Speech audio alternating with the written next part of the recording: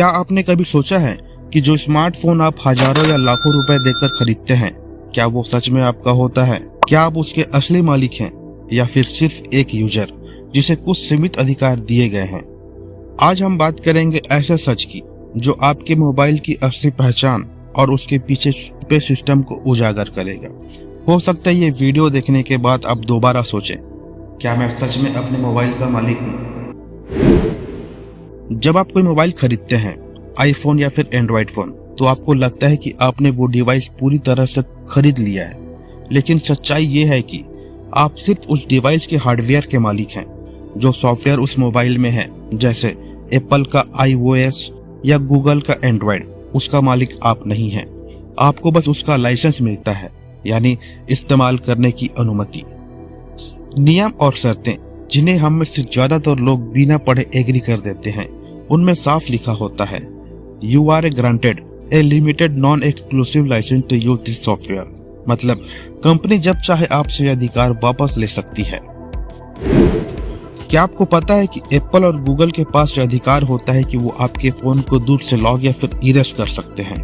कई बार ये होता भी है, जैसे चोरी हुए फोनों को लॉक किया जाता है। लेकिन सोचिए, अगर एक कंपनी आपके फोन को बिना आपकी अनुमति के कंट्रोल कर सकती है, तो क्या आप उसके मालिक हैं?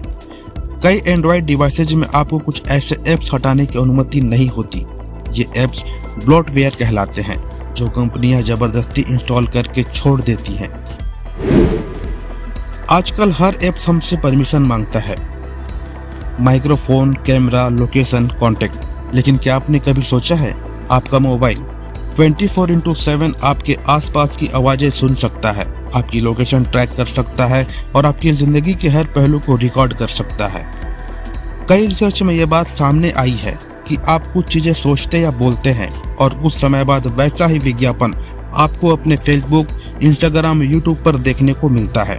इसे कहते हैं सर्विलेंस कैपिटलिज्म, यानी आपका डेटा ही उनका पैसा है। अगर आपका फोन खराब हो जाए तो क्या आप उसे किसी भी दुकान पर बनवा सकते हैं?